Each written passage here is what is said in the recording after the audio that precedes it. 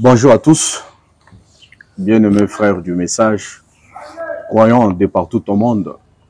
Vous êtes sur les ondes de la Voix de la République, Message Télévision. C'est votre frère Trésor du ciel, Mukendi Mosakoli, pour le compte de Message Télévision et la radio Message Télévision.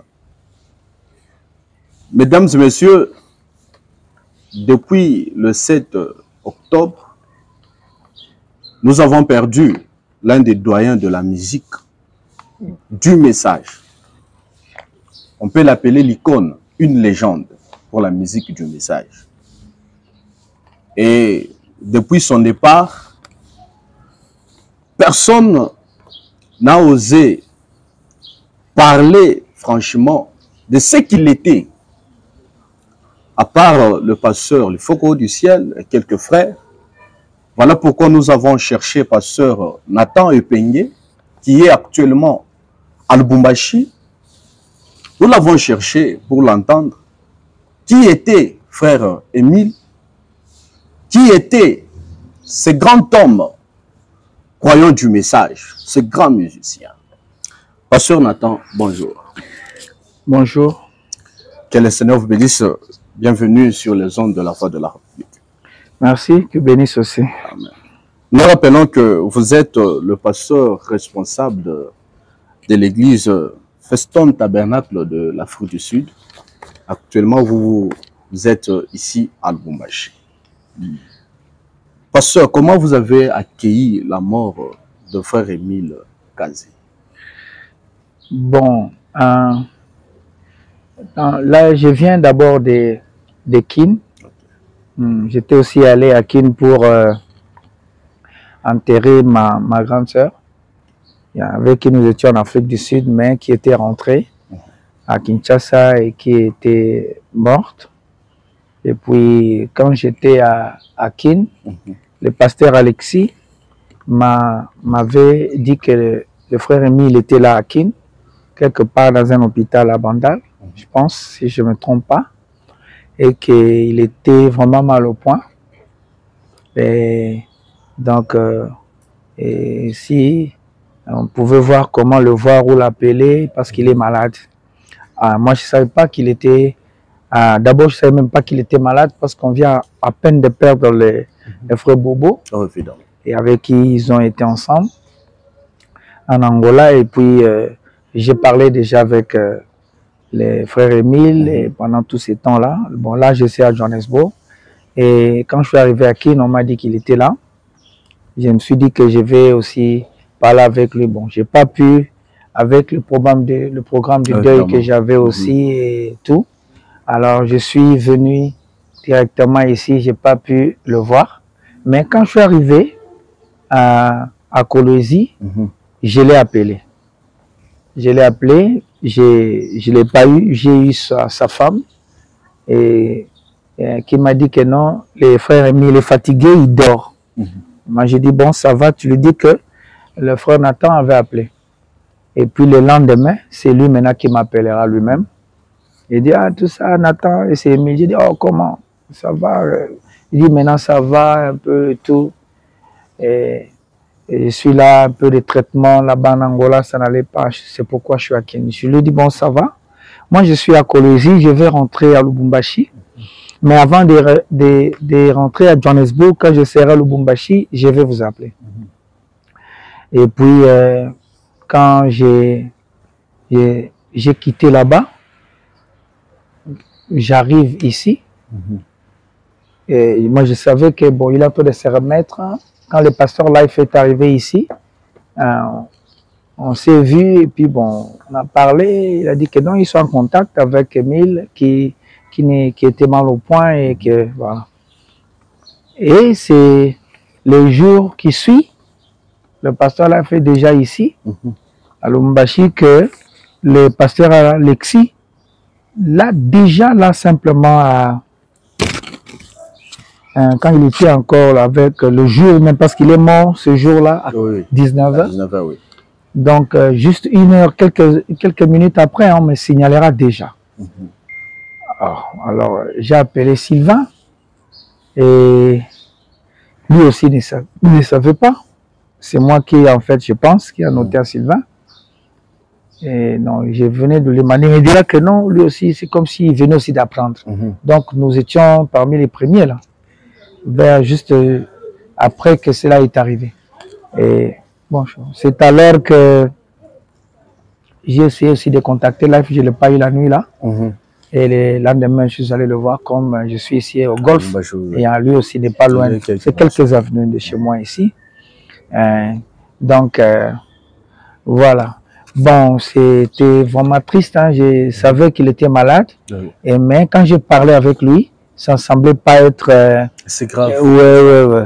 Et puis, bon, on apprend que le Seigneur l'a repris. Bon, que son nom soit béni. Nous avons vu, pasteur, Neville Cannon, non? Qui, dans une vidéo, aurait dit que si aujourd'hui, les jeunes gens de la nouvelle génération chantent avec la Kidar, c'est à cause du grand courage de ce voyant héros qui est le frère Émile, le frère Bobo. Il faut partager le même avis? Oui, hein, c'est comme ça que ça est. Comme par exemple moi, les frères Émile, le frère Lifoko, le frère Sylvain ont commencé à chanter avant moi. Bien sûr que nous sommes de la même génération, mais en tout cas, bon, s'il faut le dire, génération, par exemple, par rapport au âge, hein, il n'y a pas trop de différence d'âge et tout. Mais ils ont commencé à chanter avant moi, en parlant de moi. Et moi, je me souviens d'Émile quand il partait en Angola. Moi, j'étais à Logos, chez le pasteur Yves. J'habitais chez lui à la maison. Et j'écoutais déjà ses chansons avec le frère Bobo. Mais la première fois que je l'ai vu, c'est quand il est venu voir le pasteur Yves avant d'aller en Angola. Alors, le pasteur Yves était dans la chambre et lui, il était au salon. Et qu'il attendait que le pasteur Yves puisse sortir, enfin qu'il puisse parler avant de partir. Et moi, j'étais là, j'avais ma guitare. Je me souviens, et j'avais une guitare que j'appelais Blandine. Et, alors, le frère m'a demandé, il m'a demandé, ah frère, vous chantez aussi, je peux avoir votre guitare?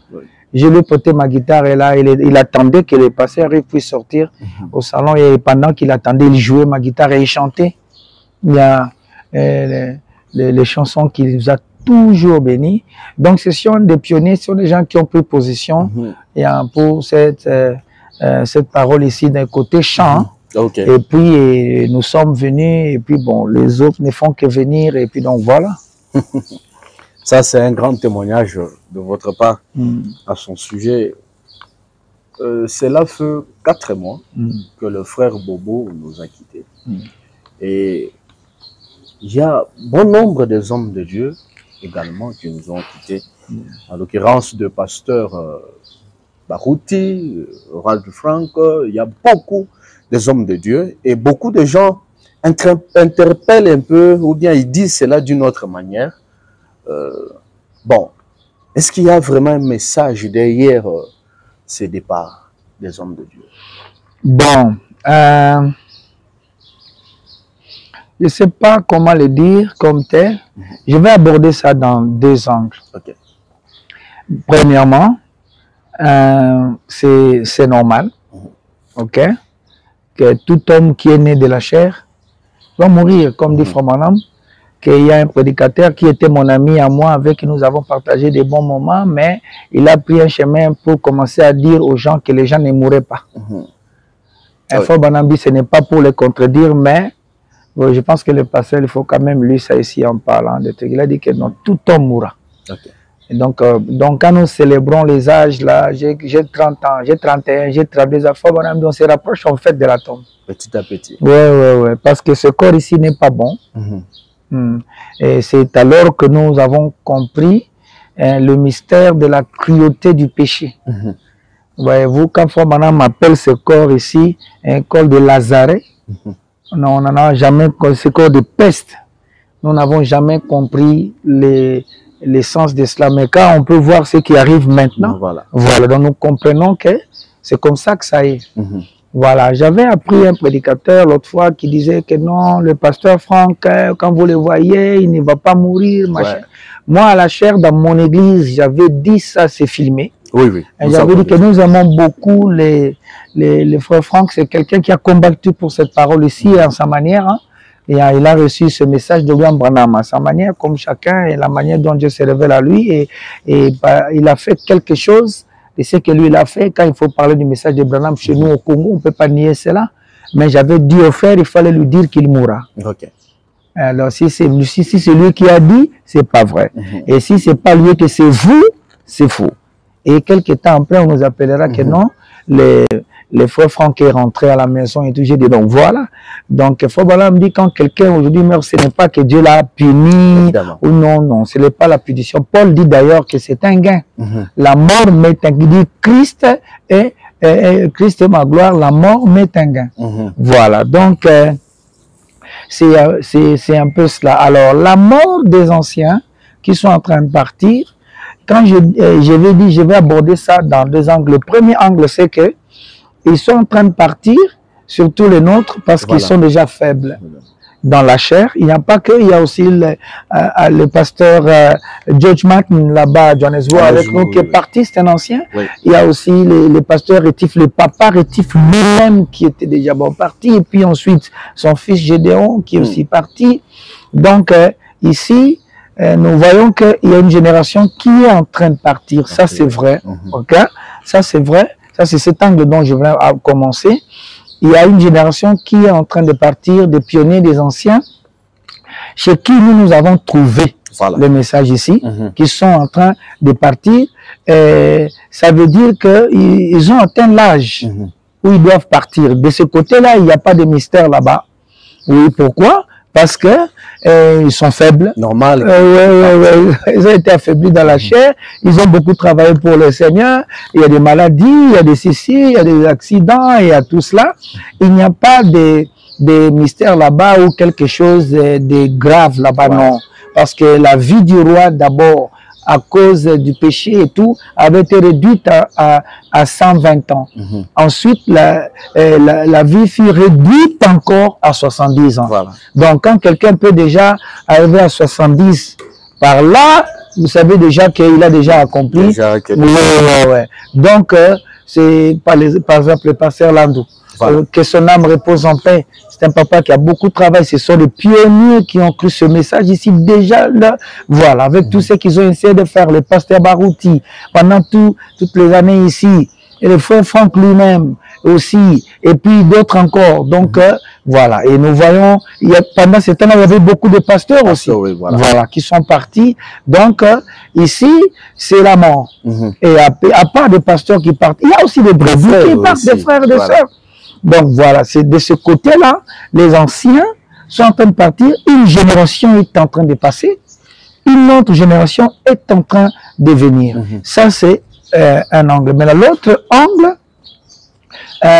l'autre angle, comme je dis, c'est que quand une génération comme ça part, vous comprenez, c'est pour la génération qui vient après, doivent maintenant faire attention parce que c'est à eux qu'on va regarder. Voilà. Parce que Moïse, mon serviteur, a fini sa course. Maintenant, Josué voilà. Donc ici, une génération est en train de partir. D'ici là, on parlera du passé. Voilà. Ok, de ce qu'ils ont fait et qu'ils ne sont plus. Voilà. Et maintenant, quel est l'héritage qu'ils ont reçu? Et nous qui sommes encore là, parce que là, moi, j'ai déjà, voilà, des jeunes qui sont encore en train de venir beaucoup plus là-bas, parce que moi, j'ai déjà plus de 50 ans, je suis 50, voilà. Il y a ceux qui sont encore là-bas, en train de venir. Alors, qu'est-ce que vous avez retenu? Vous comprenez? Qu'est-ce qui va se passer? Voilà. Qu'est-ce que vous avez? Parce que si on a parlé du message de Branham au Congo, c'est Barouti. C'est le pasteur Bioka, voilà. C'est Vibidila, c'est Kalungu, et c'est Landou, en commençant par le pasteur Mukuna lui-même. Voilà. Ça, c'est le Congo chez nous. Et les autres là qui sont venus après, les Foucault, les Kouete, ils sont nombreux. Les anciens là qui étaient là. Bon, les autres peut-être je ne connais pas. Voilà. Parce que moi là, je n'étais pas. Ok. Donc, exactement. Donc, c'est à cause d'eux que nous avons trouvé quelque chose. Maintenant, qu'eux, ils sont partis. Qu'est-ce que nous, on va laisser? Voilà. Nous, maintenant, nous, là, ce sera quoi? La jeunesse. Voilà. Parce qu'une génération est en train de partir, une autre génération est en train de venir. Pour moi, en fait, c'est ça le message. Voilà. Vous allez me permettre un peu de revenir un peu en arrière, pasteur. Nous vous avions vu à la tombe de William Branham aux États-Unis. Et beaucoup disent que pasteur Nathan Epengue, il était parti vérifier si Frère Branham n'était pas ressuscité. Qu'est-ce que vous pouvez répondre à ce murmure? Ah, bon, cela n'est pas vrai. Cela n'est pas vrai parce que viens répondre un peu ici. Attendez, ne coupez pas. Ouais, Lucas, shalom. Kitoko, on avait pas on a ça moi émission on va nasil set na bengo.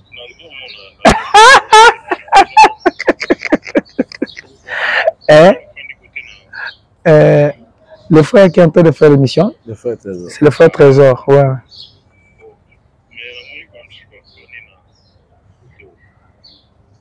Kotoyo. Un balançoire, c'est le petit Nani qui est avec moi à Djobouraltes. Merci, c'est pas non. Ok. Ok, voilà, excusez-moi. Voilà. Donc, non, écoutez, on connaît assez de la parole du Seigneur pour ne pas, hein, par la grâce de Dieu, je voulais dire, voilà.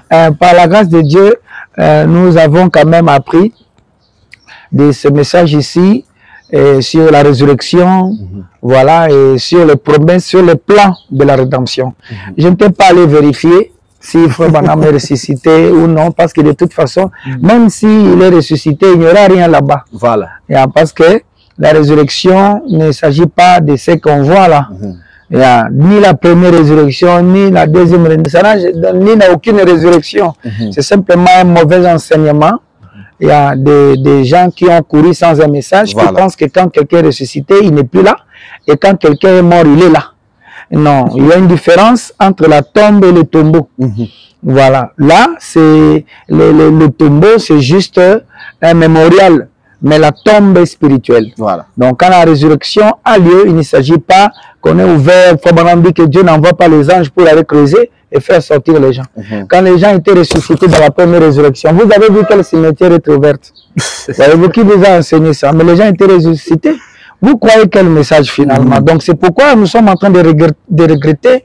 On peut comprendre que les dénominationnels posent des questions comme ça. Mais je ne peux pas comprendre que quelqu'un qui est enseigné comme moi, ça veut dire par Branham, qui est croyant du message, puisse dire des choses comme ça. Je me demande finalement si ce sont des croyants du message ou les gens qui sont venus seulement se joindre à nous pour raconter des histoires comme ça. Et donc voilà. Donc Frère Branham n'est pas... Frère Branham n'a jamais été là. Donc, dès que quand quelqu'un meurt, quitte la chair, il n'est plus là. Voilà. C'est seulement la chair. Mais je vais ajouter quelque chose aux frères qui croient que Frère Branham vraiment frère, que le corps, je parle du corps, parce que l'homme est triple. Voilà, l'homme est triple, corps, esprit et âme. Voilà. Mais Frère Branham, son corps, que les gens disent que son corps n'est pas là. Comparablement au corps de Jésus, c'est simplement une petite fausse doctrine. Voilà, qui n'a aucun fondement, ni dans l'Ancien Testament, ni dans le Nouveau, ni dans le Troisième Testament. Voyez-vous, la tombe de Jésus était vide, c'est à cause d'une promesse. C'est pas à cause de vous. Et voilà, c'est à cause d'une promesse de David qui disait que je ne laisserai pas mon oin voir la corruption. Voilà. Et il n'y a aucune promesse comme ça, ni pour Frère Branham, ni pour toi, ni pour personne d'autre, parce que ça ne sert à rien. Voilà, qu'est-ce que cela va faire? C'est pourquoi il ne faut pas créer de fausses choses pour distraire les gens. Voilà, quand Branham était mort, on l'avait embaumé. Et cette tombe-là, c'était pour Branham et sa femme Meda. Voilà. Et quand Sœur Meda était mort vers les années 70, on avait ouvert la tombe là. La tombe de Branham. De Branham, on a mis Meda là et le corps de Frère Branham est là. Donc arrêtez des histoires qui ne sont... C'est vous qui êtes en train de faire injurier le message de l'heure. Ces choses-là n'est pas Dieu. Donc ne créez pas des histoires pour épater les gens. Dites ce que disent les bandes, ça suffit pour l'énergie. Donc ici, c'est comme nous avons dit, n'hésitez pas à aller pour vérifier, parce qu'il n'y a aucune promesse de Frère Branham de ressusciter seul. D'abord, la résurrection, c'est pendant que le 7e ange est en train d'apporter son message. C'est quelque chose d'autre. Ne faites pas entrer fait banane dans les rangs de ceux qui doivent ressusciter. Vous allez briser Matthieu 17. Voilà. Alors, n'entrons pas là-bas, ce n'était pas le sujet. D'accord. Merci beaucoup, cher honorable pasteur. C'est la fin de notre entretien. Mais seulement, un petit mot pour la génération qui vous suit. Ok. En fait, pour la génération qui me suivent, qui nous suivent, je n'ai qu'une ceci, il faut dire un petit conseil à leur donner, c'est d'être sérieux. Voilà. Donc, nous avons trouvé, nous commençons à voir maintenant, excusez-moi le terme, je crois que nous pouvons utiliser la technologie pour répandre l'évangile. Évidemment. Pas pour le buzz, pas pour chercher à être connu, ni les femmes, ni l'argent, ni la popularité, mais pour Christ. Mais ce que je vois ces derniers temps ici, voilà, c'est qu'il y a d'autres objectifs et le but qui sont cherchés dans les réseaux sociaux et qui n'est pas pour Christ. Et cela a été un règlement. Je pense que la première personne à utiliser la technologie de son âge pour répandre l'évangile, c'était William Branham. Évidemment. Et moi, je ne suis pas contre que nous utilisions la même technologie aujourd'hui pour répandre l'évangile, parce que la Bible n'existait pas. C'était le rouleau. C'est quand la technologie a avancé que Luther a rassemblé cela avec des papiers. Nous avons appelé Bible. Voilà. Les années qui viendront, il n'y aura plus de Bible. Même si vous ne voulez pas, il n'y aura plus. Et avant, il n'y en avait pas d'abord. Cela est arrivé. Quand il n'y avait pas la Bible, il y avait la parole. Voilà. Et la Bible est venue, c'est à cause de la technologie. Mais aujourd'hui, la Bible est ici. D'ici là, il n'y aura plus des imprimeries. Je vous apprends déjà qu'il n'y a plus des imprimeries. En commençant par Joseph Branham, il n'imprime plus. Ok. Donc, demain là, il n'y aura plus la Bible. La parole de Dieu sera ici. C'est déjà ici. Ok? Et tout, donc nous sommes en train d'avancer avec la technologie, mais utiliser la technologie pour Christ. Voilà. Utiliser cela pour gagner les âmes, comme William Branham qui prêchait par le téléphone. S'il y avait le YouTube à l'époque, Frère Branham allait avoir un YouTube channel. Voilà. Pourquoi? Parce qu'il n'y avait que le téléphone. C'est pourquoi il prêchait par téléphone et les gens captaient par FM. Ainsi, il ne faut pas chercher quelque chose d'autre, ni les vues ou les histoires que les gens veulent faire, mais que ce soit pour Christ et Christ seul. Et soyez sérieux. Première chose, justification, parce que c'est le chemin de l'énergie. C'est ça le conseil que je donne à cette génération qui vient. Le chemin pour l'énergie, pour manifester Christ, c'est la justification, sanctification, baptême du Saint-Esprit, après le Saint-Esprit lui-même, la grande énergie qui fera que tu puisses vivre la parole. La raison des scandales dans les messages de l'heure, parce que beaucoup sont partis. Et ceux qui crient que non, ils sont jeunes, ils ont commencé à prêcher jeunes. Commencer à prêcher jeunes, c'est une très bonne chose. Voilà. Et c'est d'ailleurs une meilleure chose. Mais c'est pas ça qui est important. Voilà. Ce qui est important, c'est être régénéré avant de commencer à prêcher. Pas jeune. Tu peux être jeune, mais tu commences à prêcher avant que tu aies contacté l'énergie. Et c'est ça la source de scandale dans les messages de l'heure. Voilà. Vous avez été, vous avez mis les charrues avant les bœufs. Alors, s'il faut dire l'humilité de vous rétracter et de revenir chercher Christ pour que vous ne puissiez pas courir sans un message. C'est tout simplement le conseil que je vous donne. Soyez sérieux avec la parole de Dieu, ayez une véritable expérience dans votre vie et de ne dire que ce que Branham a dit. Que le Seigneur vous bénisse. Amen, amen. Ça, c'est très énergétique. Mesdames et messieurs, nous sommes à la fin dans Message Télévision, votre rubrique La Voix de la République. Pasteur Nathan, merci beaucoup. Merci, que Dieu bénisse. Je profite aussi pour remercier le propriétaire de cette parcelle ici. C'est le frère Lucas, le palmier. Dieu te bénisse. Merci beaucoup.